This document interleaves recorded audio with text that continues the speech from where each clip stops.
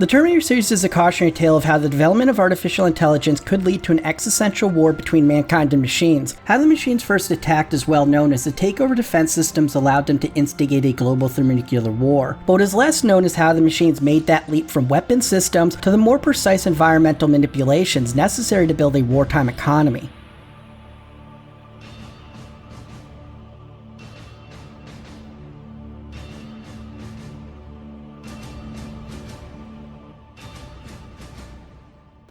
There was a nuclear war. A few years from now, all this whole place, everything, it's gone. There were survivors. Here, there. Nobody even knew who started it.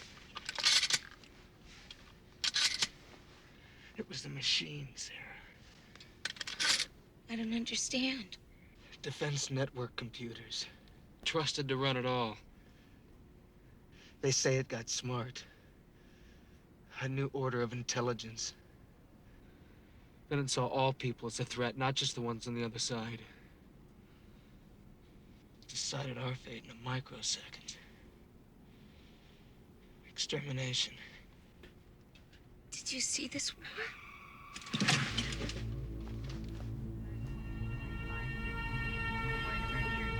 Skynet is a fictional artificial general superintelligence configured as a neural network-based group mind. It may also be described as a technological singularity, and that represents that point in which technological growth became uncontrollable and irreversible. It serves as a central antagonistic force of the franchise. Cyberdyne Systems Corporation first developed the program, but eventually had to sell its research and patents to Cyber Research Systems. The project would then be taken over by the US Department of Defense. Skynet used this position to trigger the nuclear exchange after becoming self-aware and concluding humanity was a threat to its existence. It would go on to wage a war against the surviving pockets of humanity until a resistance was formed under the leadership of John Connor. This would later lead to the machines developing time travel in an attempt to assassinate individuals important to the resistance, that namely involved John Connor himself as well as his mother Sarah, to prevent his birth from even occurring at all. But these time travel assassination attempts also included other important resistance members like Catherine Brewster, the wife of John Connor. But much earlier in the war, the machines needed to figure out a way to gain full control over the environment around them, and fast. Now, in initial review, it's clear Skynet gained control by leveraging its pre-existing integration into the military and civilian infrastructure. This included the utilization of a super virus to take control of telecommunication systems, nuclear weapons, and the deployment of robots like early Terminator models. But within all that, there's an easily missed but critically important question that has been left somewhat unanswered, or at the very least, there isn't a clear answer. How did the machines gain enough precision control over their environment when that ability appeared so limited in the existing pre-war robotics technology that would have initially been available to them? That's not to say the machines couldn't drastically change the environment around them, as demonstrated by launching the nuclear arsenal, but they also needed to be able to manipulate in much smaller, precise, and deliberate ways in order to create the complex and precision industries and supply chains necessary to fight its war against humanity, alongside whatever additional ambitions it envisioned for during and after the war. It essentially had to create its own military-industrial complex without humans. It's also worth noting that within the continuity of the series, there are several different timelines as a consequence of time travel technology. There are therefore going to be some contradictions and missing information that may require some inferences. For the purposes of this video, we're primarily going to be looking at the Terminator 2 and 3 timeline branch that occurred when Sarah Connor attempted to change the future by assassinating Miles Dyson, the director of special projects at Cyberdyne Systems. With that being said, this video will require a fair amount of speculation and inferences, so anything that isn't wildly out of the norm of this main timeline we're using could be considered. This is especially important when considering something like the Terminator RPG timeline. As a consequence of it being based around role-playing games, it takes the liberty of filling in many of the gaps in the lore, including some early Terminator models. That includes humanoid Terminator models that existed before the war, like the Cyberdyne Series 70 Automated Fighting Infantry Unit, the Cyberdyne Systems Series 100 Robotic Infantry Unit, and the T-300. There are also autonomous vehicles and drones like the TQ-70 UAV and the RV-12 microdrone. Skynet would have had the ability to control anything with the Cyberdyne neural net CPU right from the start. But with that being said, the RPG timeline also includes humanoid robots that were developed by other companies. One note was a utility robot that was developed by UAE Industries. These robots would even become co-opted by an AI that was adversarial to Skynet. The existence of such pre-war models would easily answer the question of how the machines gained precision control over their environment. They just used the robots that were already available to them with opposable thumbs. But given their limited appearance to obscure timeline branches, and the fact they contradict with the design and technology evolution presented in the movies, it's unlikely they exist in that timeline. But the fact they exist somewhere in the lore makes them a possible answer to this question all the same. At any rate, Skynet would have been forced to completely rely on human-created weapons and machines upon first becoming initially self-aware, no matter the timeline. In that sense, it both lucked out and faced major disadvantages when it comes to what we know for sure about our main timeline. The upside was that humanity had already started constructing weaponized robots, drones, and autonomous factories, with much of this technology being deployed for battlefield operations, namely T-1 ground assault vehicles and prototype hunter-killer aerial weapons platforms. But this wartime mindset also seems to have led to a lack of worker-based robots. There were, of course, the existing autonomous factories that could be leveraged, but that wouldn't necessarily mean worker-based robots were deployed to ensure maintenance and repair so that production could continue indefinitely. It would especially limit the ability to create new or alter existing production methods in order to develop new types of machines, like the ones Skynet would need to gain further and further control of its environment. Now, some of the combat-specific robots could presumably be redeployed in some work roles, but given their bulky size, those would be incredibly limited. They could carry and push things, but wouldn't be likely to be able to manipulate machinery enough to fix, lubricate, or repurpose them. Skynet was essentially a big head with guns instead of arms and legs. It had control of autonomous factories, but without the more precise ability to alter what they produce, the best it would be able to do is reproduce more of what was already available to it. How it bridged this gap to gain more control is unknown, besides potentially finding very clever ways to repurpose existing robots until it could get a full stranglehold on production and improve its manipulation of the environment. But another potential solution that is not directly stated in the lore, but which is well supported, is the use of human slaves that would be slowly phased out as production became increasingly autonomous. The T-1s and HKs might not have had fingers to use tools, but they had guns to make humans do that work for them. But more importantly, this would be consistent with their behavior, as the machines were still capturing and using humans for various other purposes years later. Human resistance operative Kyle Reese even mentions this during his mission to protect Sarah Connor in the past. He told her about the human disposal camps and how some people were kept alive to clear bodies. Skynet may have even sought out certain surviving humans with technical knowledge to help them in those early days. We also know that there were instances of human collaborators that were allied with the machines years into the war, such as the Greys. In those early days, it is quite possible that some early version of those groups somehow existed and that they were able to make contact with the machines long enough to not be instantly destroyed. The Luddites, for instance, can trace some of its origin to an eco-terrorist group that existed before the war. Despite all that being said, these early pre-war models we see in the films may only indicate an approximate level of cutting-edge technological development, as any advancement would have to be weighed against the needs of production and battlefield deployment, meaning we should consider these models close to the peak of robotic technologies of the time, but not necessarily the absolute peak, with the possibility of more advanced robotics and highly specialized models, prototypes, and concepts. But it does strongly indicate humanity hadn't yet reached fully functioning humanoid robots like Skynet would later develop with its T-unit models, but they were likely on their way to developing that. In that regard, the advanced utility T-20 server robots are an especially compelling option for being that missing link between these pre-war and post-war capabilities. These were wheeled service robots that were built before the war, but more notably they featured 10 fingers that allowed them to excel at precise instrument manipulation, and while they were also introduced as part of the RPG timeline at first, they would later be mentioned in the novelization for Terminator 3. Between their proximity to the lore and not being fully humanoid, the T-20s may be the most likely contender for whether one of the more obscure pre-war Terminators is canonical to our main timeline.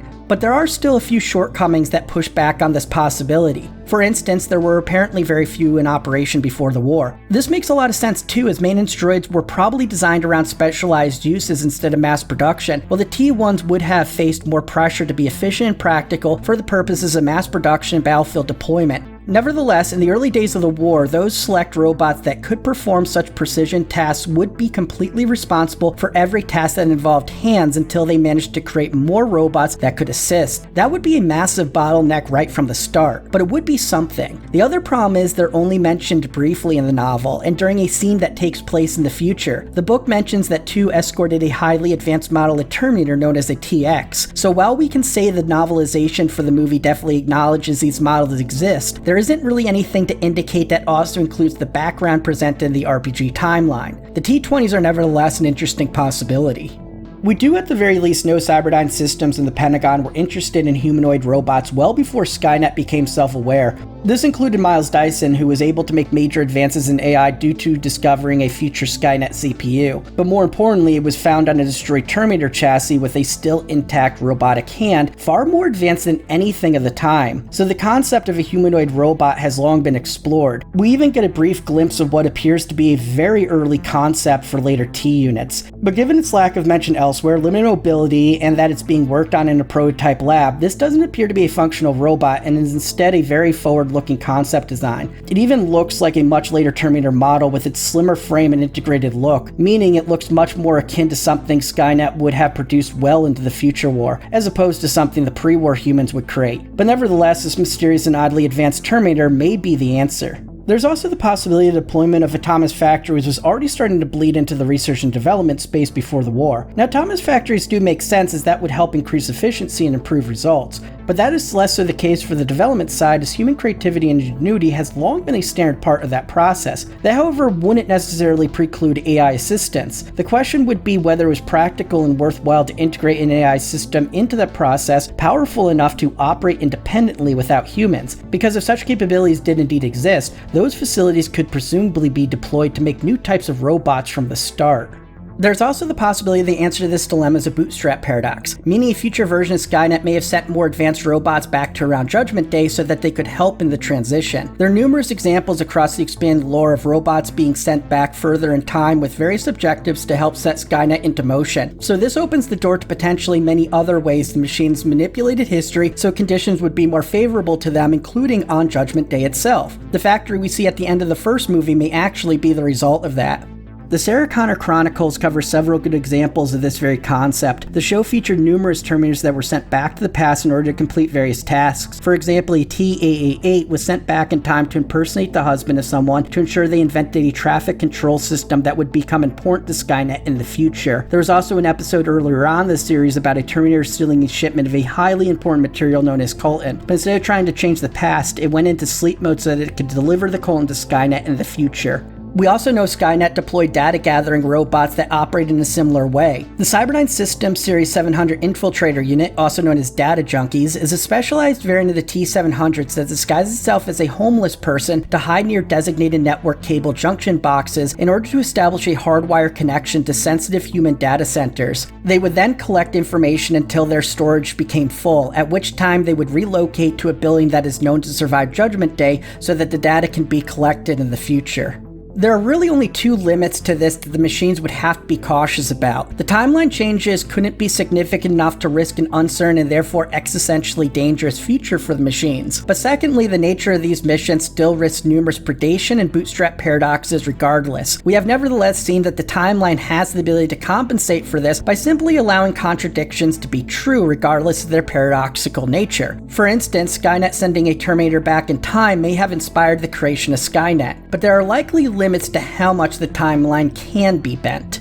These early days would have also been the more opportune time for humanity to fight back given these restrictions. Unfortunately, the sudden population drop and chaos from the nuclear launches made that an impossibility. There was even confusion among the survivors over who launched the nuclear weapons first, not realizing it was the machines. Humanity would first have to regroup into the resistance before even having a chance of fighting back, and by that time Skynet likely had managed to establish full operational control, because it also likely knew it had limited time as well. So many early decisions likely prioritize speed and abundance over quality. At the very least, someone or something needed to keep the machines and assembly lines oiled up and running. Skynet certainly couldn't nuke a factory into full production. Our ability to control and manipulate the environment around us is so easily taken for granted, but for a program existing in computer banks, its importance becomes profoundly evident. Skynet would, however, find itself in a very good position once it got a grasp on things both literally and figuratively. But that isn't to say there wasn't much more to do after that point. Skynet then needed to create its economy by expanding its manufacturing base and securing a global supply chain, both of which could be facilitated by expanding the existing industrial and logistical capabilities that survived the war. The expansion of its manufacturing base would primarily come from building new factories, as well as potentially bolstering the repurposed human factories. But secondary to that, it would have to set up locations for research and development to further advance its industrial and technological capabilities. We see such facilities numerous times throughout the lore. The other side of this equation is the establishment of industrial supply chain to ensure the movement of raw materials, components, and finished goods between these locations. That wouldn't even include the requirement of supply lines for their war against the human resistance. The military these industries support would be a whole new level of operational logistics. But when it comes to their industrial supply chain, the machines would likely deploy autonomous land vehicles, water vessels, trains, and aircrafts that would work around the world depending on where needed resources are concentrated. These locations may have limited mining operations to a much more complex setup depending on how abundant the resources are, as well as the strategic advantage of the location. That may even include yard and transfer operations. They may also be set up directly around an airfield or seaport to better transfer materials. There's also the high likelihood at least some of these locations were used as labor camps for humans. Between these resource gathering operations, factories, and eventual endpoints would likely be thousands of logistics hubs and transfer stations located strategically around the world to ensure the efficient and smooth movement of materials throughout the supply chain. But more than that, it would be something Skynet would be innately exceptional at given the nature of supply chains. AI is already a crucial element to allowing the types of complex and dynamic global supply chains we rely on today. They allow for highly efficient operations that both help reduce emissions and operational cost. But at the end of the day, the true takeaway and horror this question poses is that an AI looking to solve a problem did just that, because that is what AIs do in a very logical, cold, and relentless way. We may ask the question of how Skynet managed to gain precision control over its environment, but we're not likely to question that it did find a way because we know that's what AIs do. We can only really hope humanity is the one problem too big for AI to solve.